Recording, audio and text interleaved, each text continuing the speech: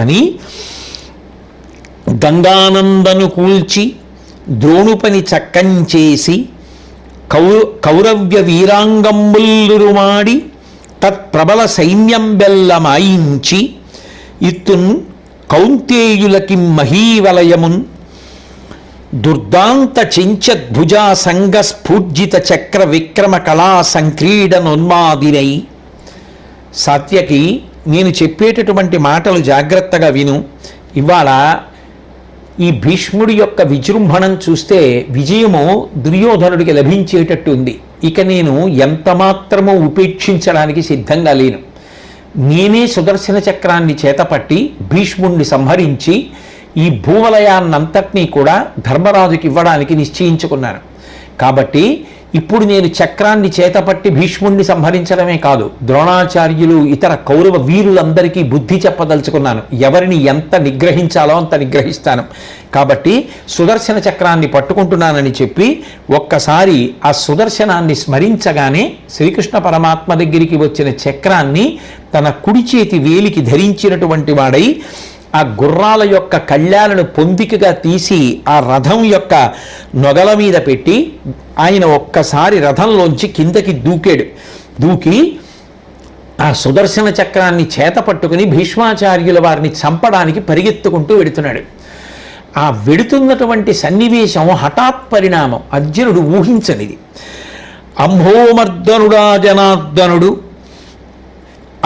మధ్యభీష్మ కుంభీంద్రుపై సింహోల్లాస విలాసియై కవియునుచ్చేకంబు నాటోపమున్ బ్రహ్మస్ఫూర్తియు దీప్తమూర్తియును సంరంభంబు చూడన్ జగత్ సంహారోన్ముఖుడైన రుద్రుగతి రౌద్ర ప్రక్రియన్ పుల్చినన్.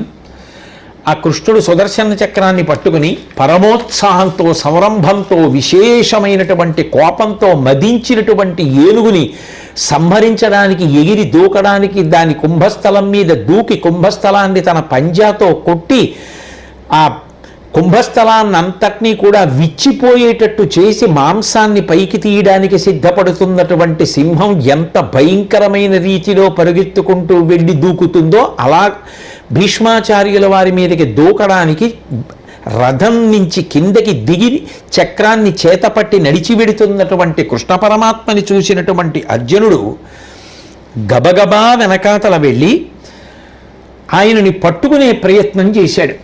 పెద్ద పెద్ద చేతులున్నవాడు ఆజానబాహు ఆ వెనక నుంచి వెళ్ళి ఆయన్ని గట్టిగా పట్టుకోబోయాడు.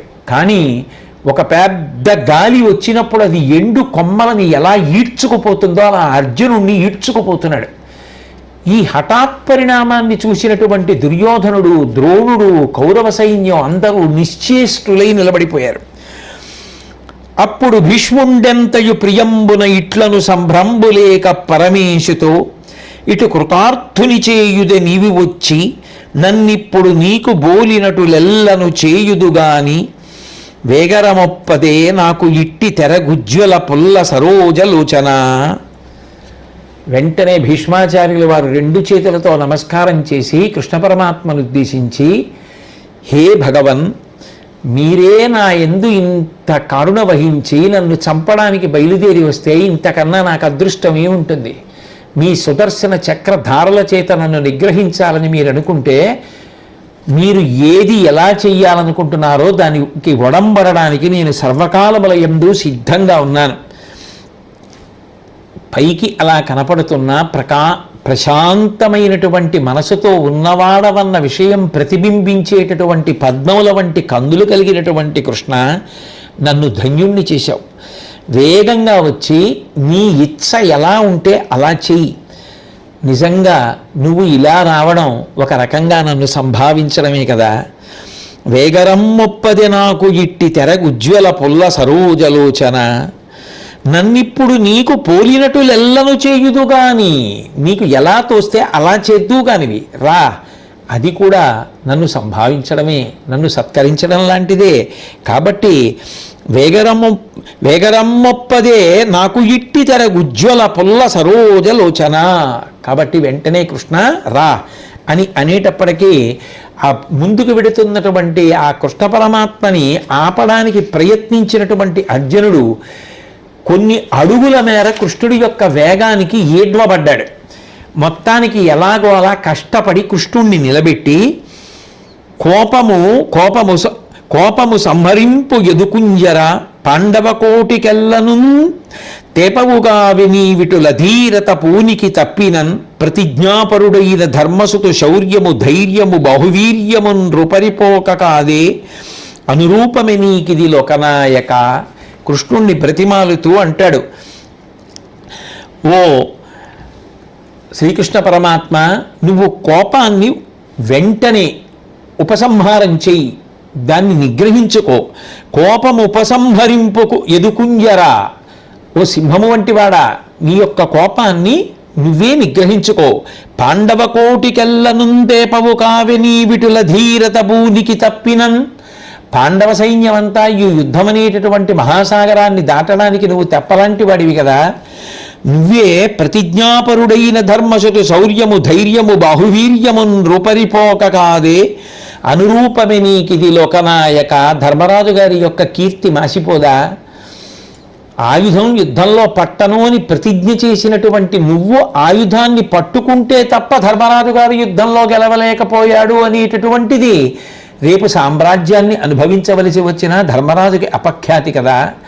కాబట్టి కృష్ణ, దయచేసి నీ యొక్క ఉద్వేగాన్ని అణచుకో, ఈ యుద్ధాన్ని ఆపు చెయ్యి, నువ్వు ఆయుధాన్ని ఉపసంహారం చెయ్యి, కోపాన్ని నిగ్రహించుకో, వెనక్కి వచ్చేసేయమని బ్రతిమాలుతూ, ఇటు తగునయ్యా కృష్ణ శమియింపుము, సాత్యకి పంపినాడ వింకట చనితేనియే నీదగు సహాయత, కౌరవసేన రూపు మాపుట అవలీల నాకు, నన్ను పొల్లుగా చేయుట నీకు పాడియే, కటకట నా పరాక్రమం గాసిగ చక్రము చేతనంటితే.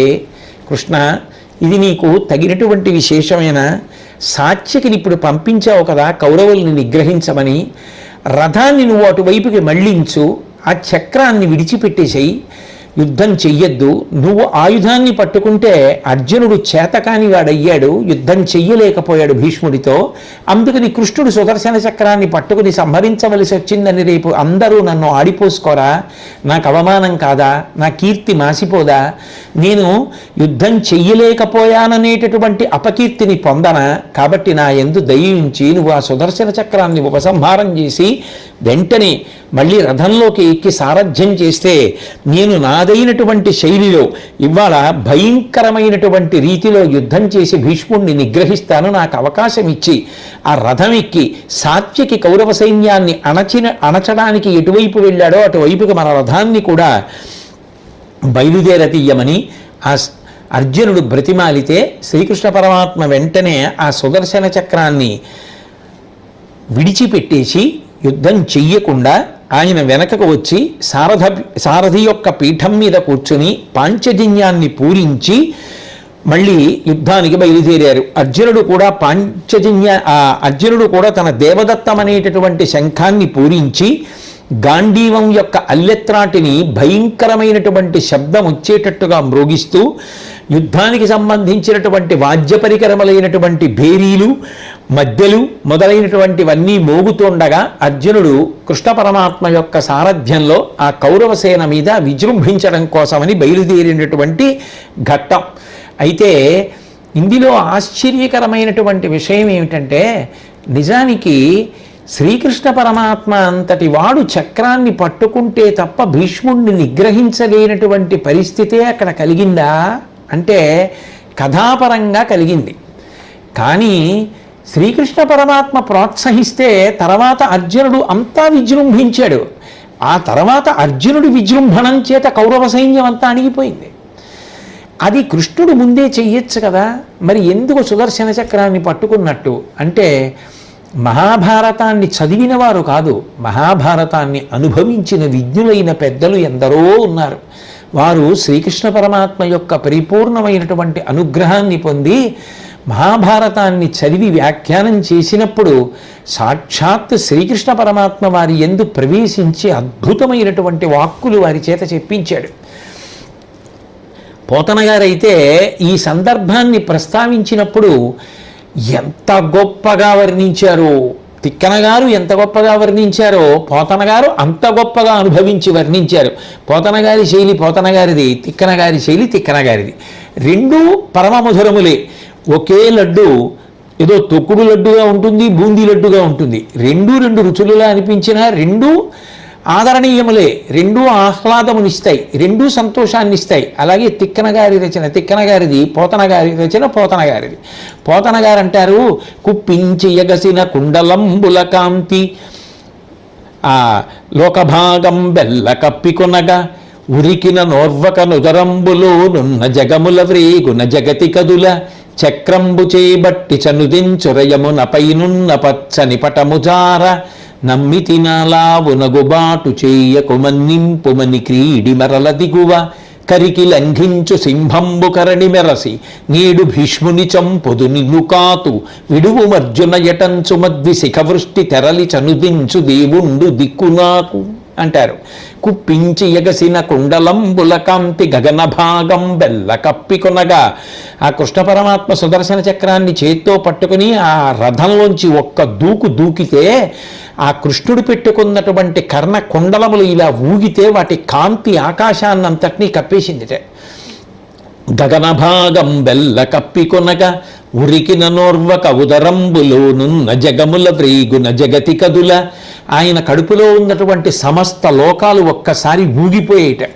చక్రంబు చేబట్టి చనుదించు రయమున పైనున్న పచ్చని పటముజార ఆ శ్రీకృష్ణ పరమాత్మ పైన వేసుకున్నటువంటి పచ్చటి ఉత్తరీయమైన చక్రాన్ని పట్టుకుని గబ్బ గబ్బ గబ్బ గబ్బ భీష్ముడి వైపుకి వచ్చేస్తుంటే జారి కింద పడిపోయిందిట. నమ్మితి నాలావు నగుబాటు చేయకుమన్నింపుమని క్రీడి మరల దిగువ. బావా, నేను చేతకాని వాడిని అయితే నువ్వు చక్రం పట్టావని చెప్పి రేపు లోకం చెప్పుకుంటుంది. బావా వద్దు బావా, నా మాట విను బావా, చక్రాన్ని విడిచిపెట్టే బావా, వెనక్కి వచ్చే బావా, రథం ఎక్కు బావా, సారథ్యం చేయి బావా, నేను యుద్ధం చేస్తాను బావా, విజయం సాధిస్తాను బావా, భీష్ముడిని నిగ్రహిస్తాను బావా అని చెప్పి రెండు చేతులతో కృష్ణుడిని పట్టుకుని అర్జునుడు బతిమాలుతుంటే వినకుండా కోపంతో భీష్ముడి మీదకి వెళ్ళిపోతూ నేడు భీష్ముని చంపుదు నిన్ను కాతు విడువు అర్జున యటంచు మద్వి శిఖవృష్టి తెరలి చనుదించు దేవుండు దిక్కు నాకు.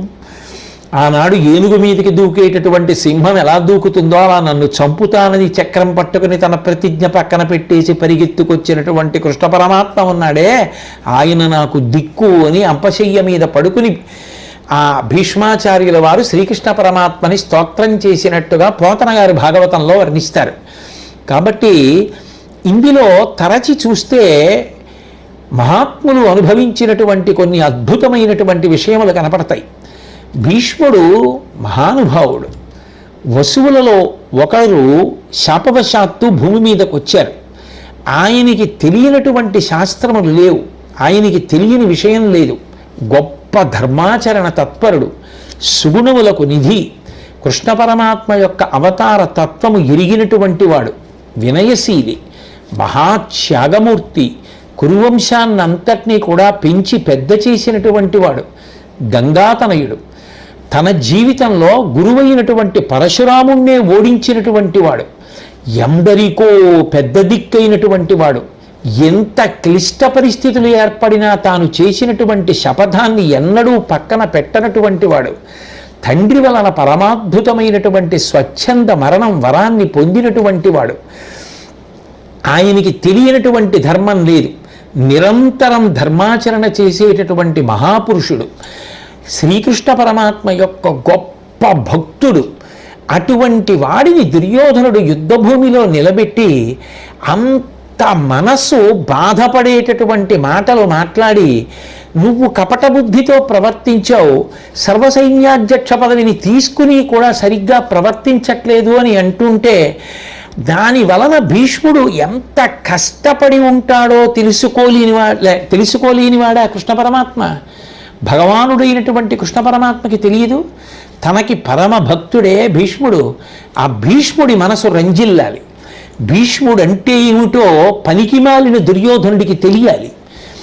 అంతటి మహానుభావుణ్ణి పట్టుకుని అంతంత మాటలు అనీశాడే, అన్న మాటలు వెనక్కి తీయగలడా?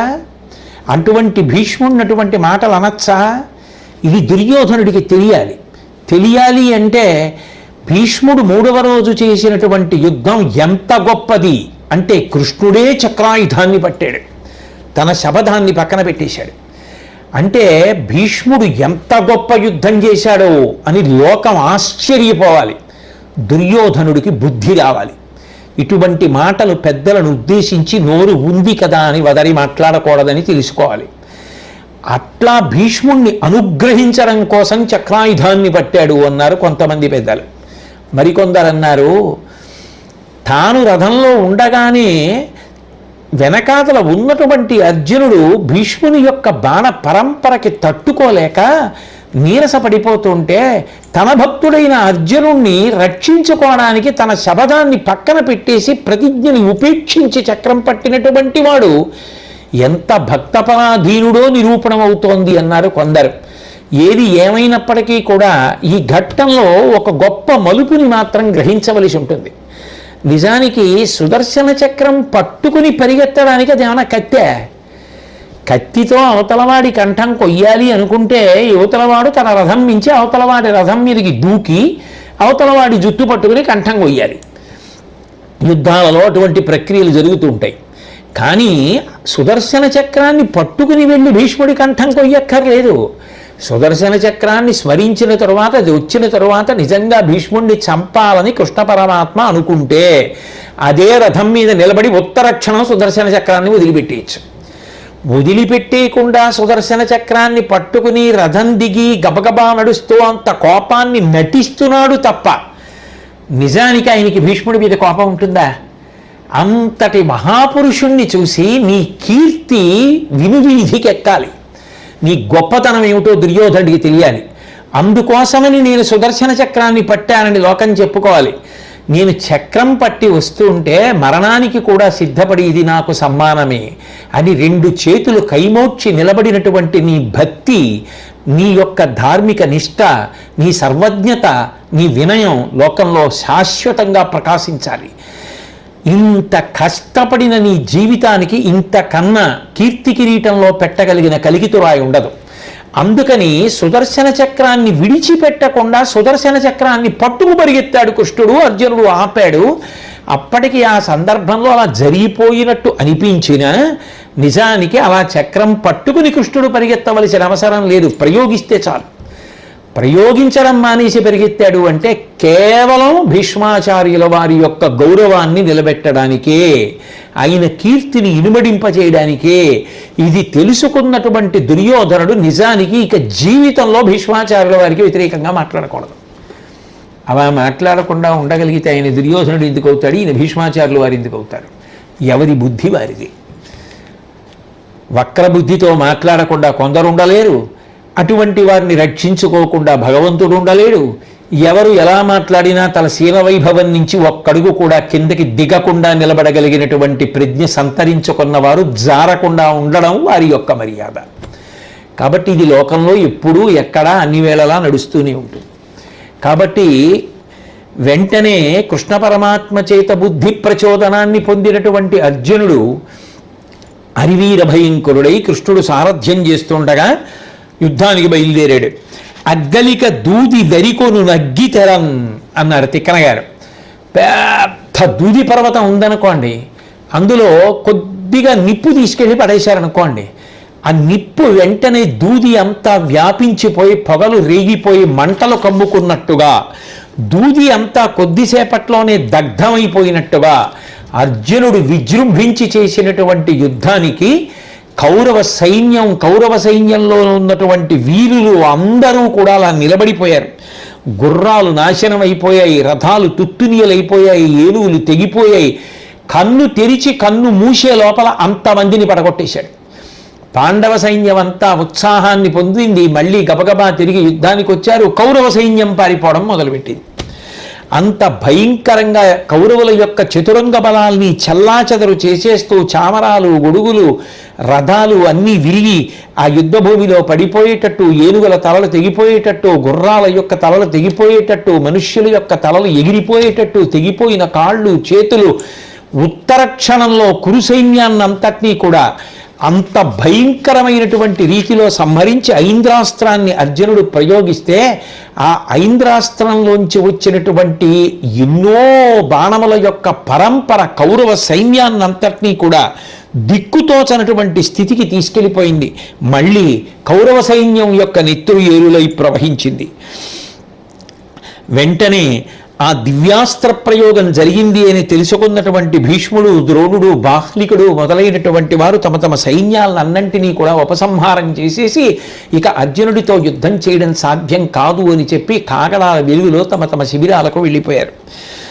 ఆ 3వ నాడు జరిగినటువంటి యుద్ధ విశేషంలో అర్జునుడు ప్రయోగించినటువంటి ఐంద్రాస్త్రం, ఆయన విజృంభించినటువంటి తీరు, కౌరవ సైన్యాన్నంతటినీ ఆయన త్రుటిలో పడగొట్టినటువంటి విధానాన్ని ఆ రోజు రాత్రి కౌరవ సైన్యం అంతా చెప్పుకుంటుంటే దుర్యోధనుడు చాలా బాధపడుతూ పడుకున్నాడు.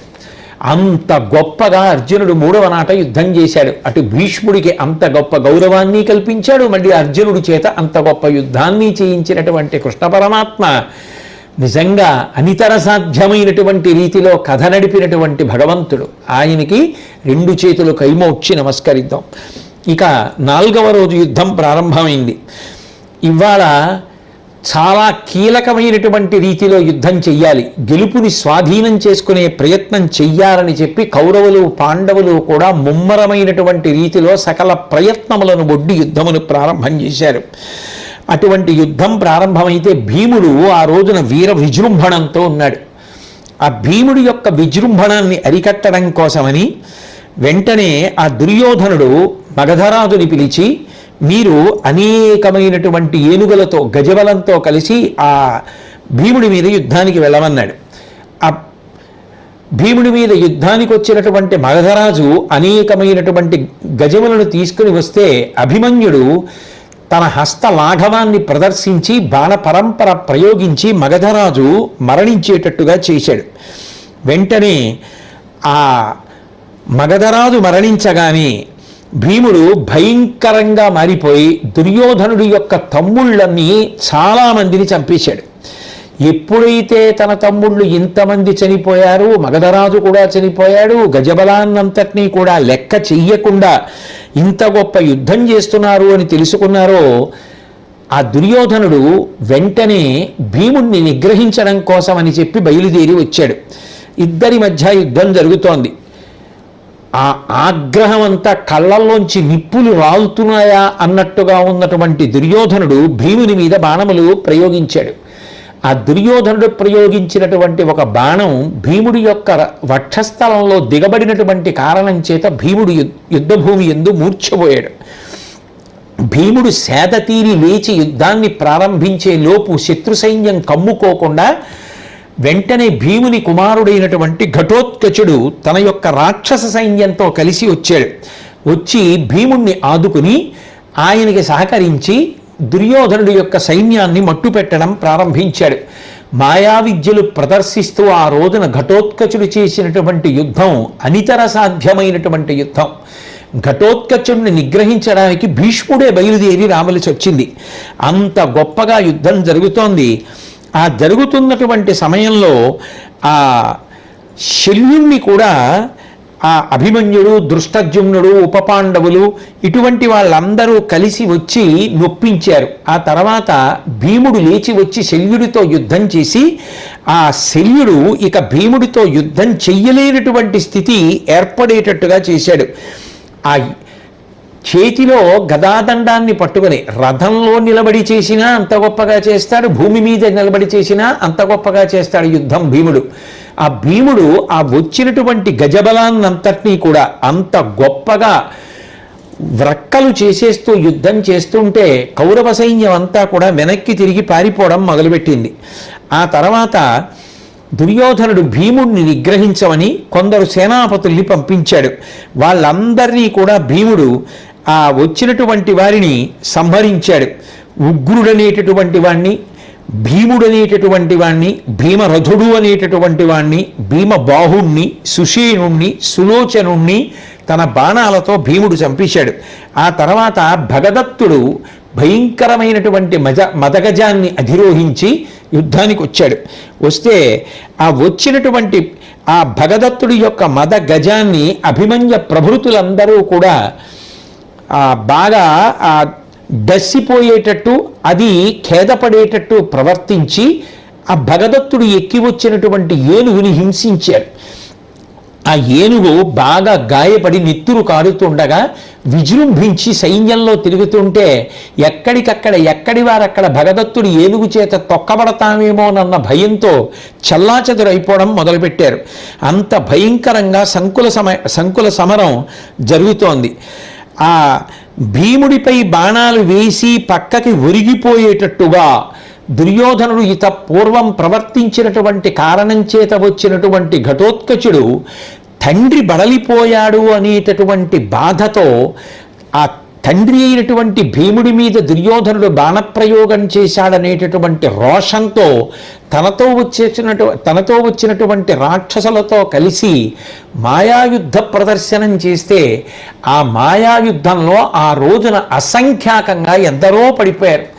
అందరూ ఆ రోజు యుద్ధంలో 4వ రోజు యుద్ధంలో చాలా గొప్పగా చెప్పుకున్న యుద్ధం ఘటోత్కచుడి యొక్క యుద్ధం. ఎవరి నోట విన్నా ఘటోత్కచుడి యొక్క పరాక్రమం గురించినటువంటి ప్రశంసలే.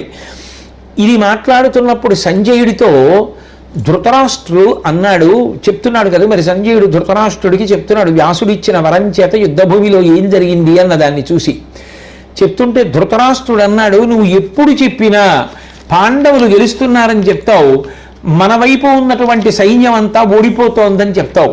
ఎందువల్ల మన సైన్యం ఓడిపోతోంది, ఎందువల్ల పాండవుల సైన్యం గెలుస్తోంది, అసలు దీనికి కారణం ఏమిటి? మన వైపు భీష్ముడున్నాడు, ద్రోణుడున్నాడు, కృపుడున్నాడు, శల్యుడున్నాడు, ఇంతమంది వీరులు ఉండగా మన సైన్యం పాండవ సైన్యంతో తగిన రీతిలో ఢీకొనలేకపోవడానికి కారణం ఏమిటి?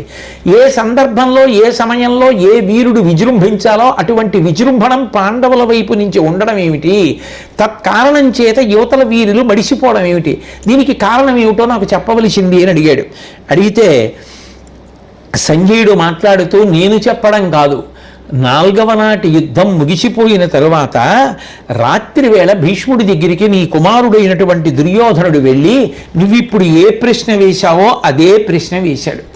వేస్తే భీష్ముడు జవాబు చెప్పాడు, దుర్యోధన ఇత పూర్వం నువ్వు ఇదే ప్రశ్న అడిగావు, నేను దీనికి జవాబు అనేక మార్లు చెప్పి ఉన్నాను. ఎందుచేత అంటే శ్రీకృష్ణ పరమాత్మ అవతల వైపు ఉండగా వారు సాధించలేనిది ఏదీ ఉండదు. సాక్షాత్ పరమాత్మ యొక్క పరిపూర్ణావతారమే శ్రీకృష్ణావతారం. భగవంతుడే అటువైపు ఉన్నాడు. భగవంతుడు ఎవరి వైపు ఉన్నాడో వారికి విపత్తు కలిగేటటువంటి, ఆపద కలిగేటటువంటి, నష్టం కలిగేటటువంటి అవకాశం ఉండదు. భగవంతుడు అన్నీ తానై కాపాడతాడు. భగవంతుడే పాండవ పక్షాన నిలిచి ఉండగా మనకి విజయం రమ్మంటే ఎక్కడి నుంచి వస్తుంది? ఏ సమయానికి ఏ సందర్భానికి ఎట్లా బుద్ధి ప్రచోదనం కలగాలో, ఎవరు వచ్చి ఆదుకోవాలో, ఎవరు విజృంభించాలో వాళ్ళు ఆ సమయానికి అలా చేసేటట్టు, వాళ్ళు యుద్ధంలో రక్షింపబడేటట్టు పైన ఉండి సమస్తము నిర్వహిస్తున్నటువంటి వాడు భగవంతుడైన శ్రీకృష్ణ పరమాత్మ. ఆయన అనుగ్రహ వీక్షణములు పాండవుల వైపు ఉండగా నువ్వు గెలవలేవు అని అనేక మార్లు చెప్పాను. ఈ సందర్భంలో నీకు మళ్ళీ ఒక రహస్యాన్ని చెప్తాను, జాగ్రత్తగా విను. ఇత పూర్వం కూడా నీకు చెప్పాను ఈ విషయం, నువ్వు మరిచిపోయావేమో, విను అంటూ చెప్పడం మొదలుపెట్టాడు. ఒకానొక నాడు మానస సరోవరానికి ఉత్తర తీరంలో ఒక పెద్ద కొండ శిఖరం మీద చతుర్ముఖ బ్రహ్మగారు సభని నిర్వహిస్తున్నాడు. ఆ సభని నిర్వహిస్తున్నటువంటి సమయంలో మణిగణోజ్వలమైన విమానం ఒకటి అంబరంబునగంచి సర్వాత్ముడందు సన్నిహితుడగుటిరిగి హర్షంబు సంభ్రమంబు తలకొనలీచి నమస్కరించి మణులతో ప్రకాశిస్తున్నటువంటి దివ్యమైనటువంటి ఒక విమానం ఒకటి ఆ పర్వత శిఖరానికి ఎదురుగుండా వచ్చి నిలబడింది. అందులో సాక్షాత్ పరమాత్మ అధివసించి ఉన్నారు. సభ చేస్తూ ఆధ్యక్షంలో ఉన్నటువంటి ఆ చతుర్ముఖ బ్రహ్మగారు లేచి నిలబడి ఆ విమానంలో ఉన్నటువంటి పరమాత్మకి నమస్కారం చేశారు. చేసి సృష్టి స్థితి లయ అనేటటువంటి మూడిటిని నిరంతరం నిర్వహిస్తూ ఈ సమస్త బ్రహ్మాండములతో ఒక క్రీడ సలపడం చేసేటటువంటి వాడా పరమాత్మ, ఋషుల చేత ఆరాధింపబడేటటువంటి వాడా, శుభకరమైనటువంటి గుణములతో ప్రకాశించేటటువంటి వాడా, అదే సమయంలో ఏ గుణములు లేనటువంటి వాడా, దుఃఖాలని భయాలని పోగొట్టగలిగినటువంటి పాదపద్మములు కలిగినటువంటి వాడా, శుభము కలగజేసేటటువంటి ఆకారం ఉన్నవాడా, నీ యొక్క శుభాకారత వీక్షింప కన్నులకు ఎంత పుణ్యముండాలి. అటువంటి మహానుభావ నారాయణ, నీకేగడుగావ గారవమున పుట్టి ఈ జగములన్నింటిన్ సరమతిన్ కావించితి, నీ రక్షణ వీనికెల్ల నిలుపై ఉండన్. ఓ నారాయణ, నీకు పుత్రుడనై జన్మించి నేను నీ ఆజ్ఞ మేరకు ఈ లోకములనన్నిటినీ కూడా సృజించాను. ఈ